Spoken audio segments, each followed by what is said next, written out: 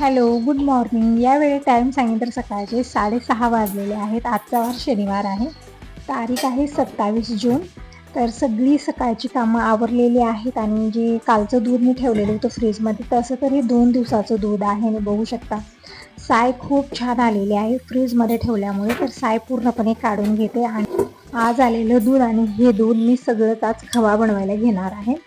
तर इकडं साय मी पूर्णपणे काढून घेते. बघू शकता खूप छान जसं भाकरीसारखी जाड साय आलेली आहे. तर साय मी काढून घेतली. फक्त 2 दिवसाची साय या मगामध्ये आहे. तर मग अर्धा आलेले बघू शकता इकडं. म्हणजे फ्रीजमध्ये ठेवल्यामुळे आणि दूध पण जास्त खाण्यात येत नाही ना. आलेलं दूध पूर्ण गरम करून फ्रीजमध्ये ठेवते आणि नंतर मी दुधाला अजिबात डिस्टर्ब करत नाही आहे. नाहीतरी अधूनमधून चहा बनत असतो, दूध मी घेत असते. पण आता दूध म्हणजे चहाच प्यायचा नाही दुधाचा, त्यामुळे दूध घेण्यात येत नाही आहे आणि दुधाला साय छान येते. इकडं बघू शकता सगळी साय काढून घेतली आणि पूर्ण दूध कढईमध्ये वतलेलं आहे आणि इकडं दूध मी गरम करायला ठेवलं म्हणजे खवा बनणार आहे आज. आणखीन आजचं दूध आलेलं नाही आहे. आजचं दूध आल्यानंतरही गरम करून त्या दुधामध्ये मी टाकणार आहे. तसं तर आता या दुधावरची पूर्ण मी साय काढून घेतलेली आहे आणि जे आता येणार आहे ताजं दूध त्याची साय वगैरे काढणार नाही. म्हणजे तसंच फुल क्रीम दूध मी खवा बनवायला ठेवणार आहे. आणि रात्री जी भाज्या आणलेल्या होत्या, शेवग्याची शेंग, दोडका वगैरे, कोथिंबीर रात्रीच मी निवडून ठेवलेली आहे. त्यामुळे ते काय आता मला काढण्याची गरज नाही आहे. पण शेंगा आणि दोडके हे काही धुवलेले नाही, तसंच कवर ठेवलेलं होतं कारण मला बाकीची कामं खूप आवरायची होती त्यामुळे. तर आता मी इथे शेवग्याच्या शेंगा धुवून घेतलेल्या आहेत. एक टोमॅटो घेतलेला आहे आणि इकडं घेतलेलं आहे खोबरं. तर खोबऱ्याचे छोटे छोटे तुकडे करून घेऊया. म्हणजे अगोदर तर मी हा मसाला तयार करते आणि जे शॉर्ट व्हिडिओ मी अपलोड केलेला होता त्यामध्ये खूप सारं खोबरं मी काढून ठेवलेलं होतं. तर ते खोबरं ना पावसाळ्या दिवसामध्ये खूप लवकर खराब होतं, वास पण यायला लागतो, बुरशी येते. तर तुम्ही म्हणत होता तरी त्याला फ्रीजमध्ये ठेव, काहीच होणार नाही. तर एकदम छान सजेशन देता. तर मी ते फ्रीजमध्येच ठेवलेलं आहे. तुमची कमेंट वाचल्यानंतर मी पटकन फ्रीजमध्येच ठेवलं ते. नाहीतरी विचार केला होता की मी असंच हवेशीर ठेवेन किंवा डब्यात ठेवेन, पण कसंही ठेवलं तर पावसाळ्या दिवसामध्ये राहत नाही, खराब होतं. फ्रीजमध्ये ठीक आहे. इकडं खोबऱ्याचे मी छोटे छोटे तुकडे करून घेतलेले आहेत आणि आता घेतलेले कोथिंबीर. ही कोथिंबीर रात्रीच निवडून ठेवलेली आहे, पण डब्यात भरलेली नव्हती, असंच कवर ठेवलेलं होतं. तर आता मी डब्यात ठेवलं म्हणजे तसंच कवर फ्रीजमध्ये ठीक वाटत नाही, फ्रीज भरून कवर वाटतात.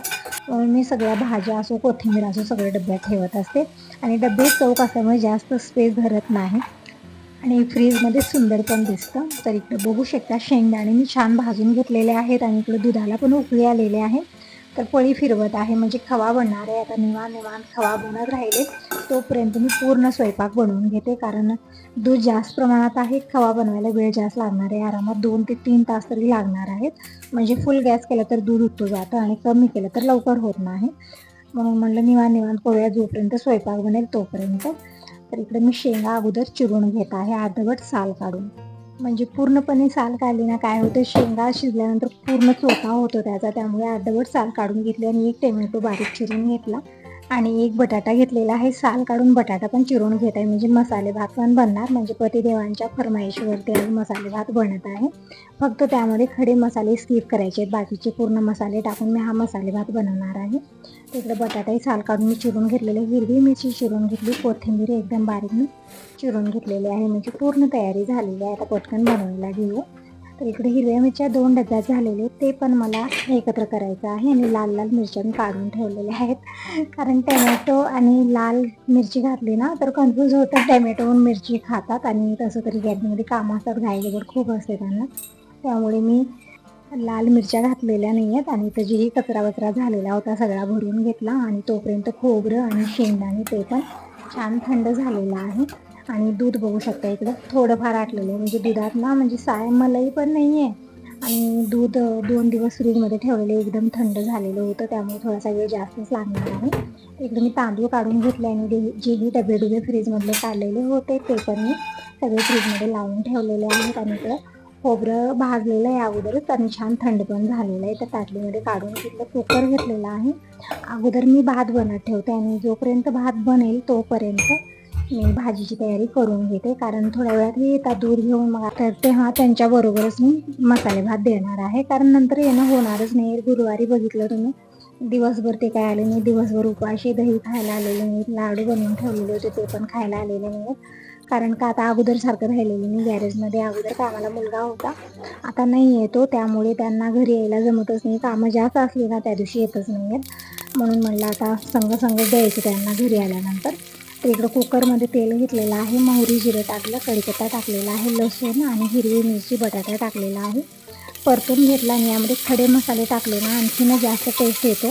पण खडे मसाले वगैरे टाकलेले यांना मसाले भात आवडत नाही, त्यामुळे मी टाकलेले स्किप केलेला आहे. नंतर मी इथं सुके मसाले टाकलेत, कोथिंबीर टाकलेली आहे, बिलकुल थोडीशी लाल मिरची पावडर, अर्धा चमचा हळदी पावडर आणि थोडासा मी मसाला टाकलेला आहे. परतून घेतलं. नंतर मी तांदूळ टाकलेले आहेत, पाणी द्यायचं मी फक्त तांदूळच टाकलेले आहे. पाणी टाकल्याने तितका टेस्ट येत नाही भाताला, म्हणून अगोदर फक्त तांदूळ टाकून मी फोडणीमध्ये थोडा वेळ परतून घेतलेला आहे. नंतर पाणी टाकलेलं आहे. आता टाकूया चवीपुरतं मीठ आणि टोपण लावून कुकरला 2 शिट्या घ्यायचा वेट करूया. तोपर्यंत मी भाजीची तयारी करून घेते, म्हणजे इकडं मसाले भात बनत राहील. एक वेळा फोडणी तयार झाली ना मग म्हणजे भात बनलाच असं समजा. जे तामझाम असतं त्या तयारीमध्येच असतं. तर इकडे हे मिक्सरचं जे भांडं आहे ना दुसऱ्या नंबरचं, त्याची नटच लूज होत आहे, ते मी अगोदर फिट करून घेतली. आणि शेंगदाणे आणि खोबरं एकत्रच मी एकदम बारीक करून घेतलेलं आहे. आणि इकडं माझं लक्ष दुधाकडं पण आहे, म्हणजे दूध जास्त फुल गॅस केला दूध जात होतं, म्हणून मी मध्यम गॅस केलेला आहे.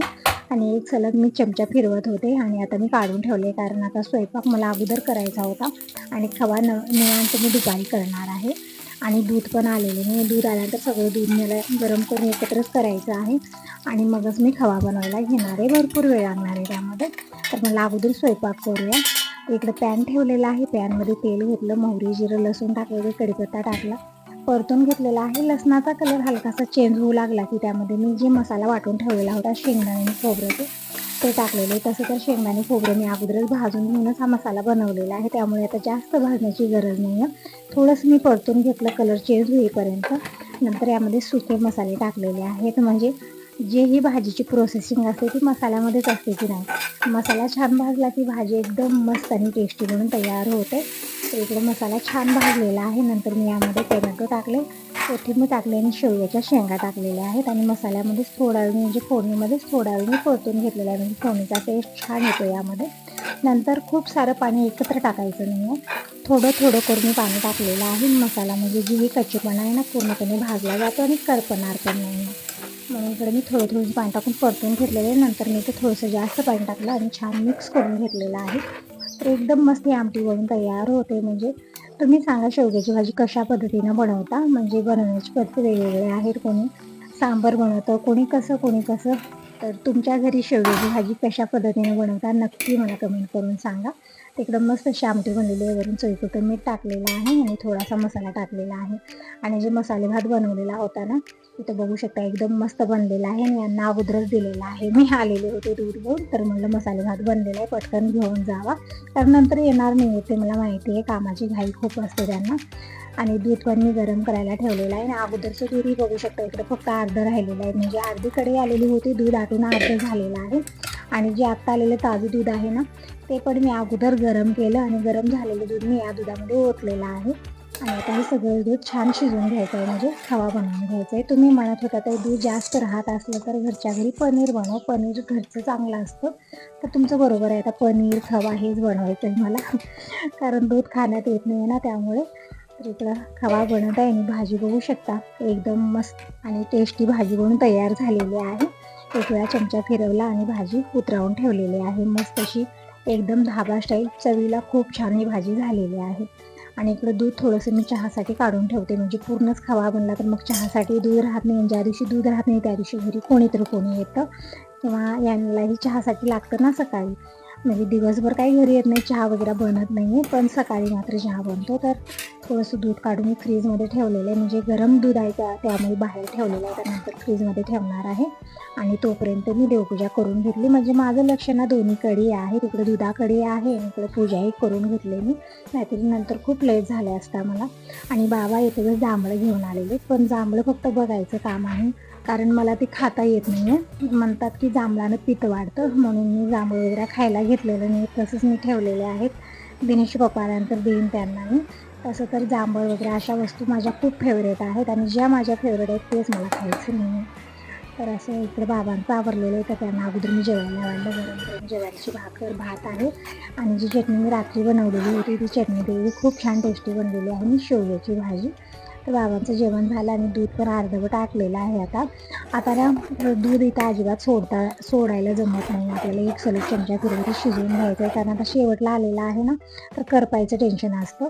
त्यामुळे इथं गॅस मी मध्यम केलेला आहे आणि एक सलग चमचा फिरवून मी हे दूध शिजवून घेतलेले बघू शकता. छान खवा बनलेलाच आहे. आणखीन एक 5-10 मिनिट मी असं शिजवून घेणार आहे एक सलग चमचा फिरवत. नंतर हे पूर्ण खवा एका डब्यामध्ये भरून फ्रीजमध्ये ठेवून देते. जेव्हाही गुलाबजामुन खायचं आहे तेव्हा ताज्या खव्याचे गुलाबजामुन बनवून खायचे. बघू शकता 2.5 लिटर दुधाचा इतका खवा बनलेला आहे. तर ते काढून ठेवते आणि याचे गुलाबजामुन बनणार. आता ताक बनवते आणि अगोदर टिफिन भरते यांच्यासाठी.